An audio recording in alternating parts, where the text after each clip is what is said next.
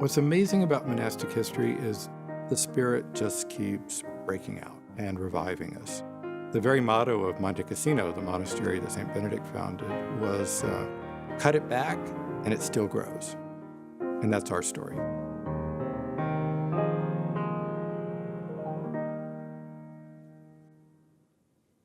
When you look back at the history of the church, from the earliest days, there were Christians who felt a particular call to a life of prayer or service. And over the generations, that became more and more recognized and even institutionalized in the church. So we talk about asceticism, and then eventually we start talking about monasticism as people start forming communities and develop rules and practices and traditions. All of these were gathered together in the 6th century by St. Benedict of Nursia, probably writing around 540, who benefited from all of the experience of monks who had gone before him.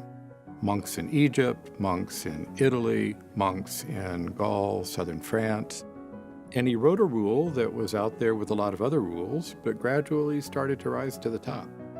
And people said, this guy is balanced, he's spiritually deep, he's manifesting his own particular wisdom and experience as a pastor and somebody caring for monks. He established a monastery, his rule was copied. And then the big breakthrough was when the Emperor Charlemagne said, I want to reform my monasteries and I need a rule. And people said, what about this one? And we're here today because that became the monastic norm for the whole Holy Roman Empire, including the parts of Germany where our monastic forebears, who came from Europe in the mid-19th century, they had the rule in their hand, they established monasteries, and so our mother house, Metten Abbey in Bavaria in southern Germany, was part of that great expansion of Benedictine foundations. And they had gone through turmoils of Reformation, of Napoleon, of revolutions. Their monasteries had been closed and reopened, and they thought, where can we go that we can both be safe and do good work for the church? And they looked to where German immigrants were going.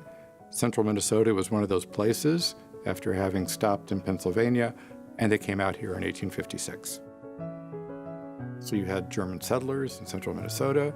They needed priests, they needed sisters, they needed parishes, they needed schools, they needed hospitals, and Benedictine stepped up.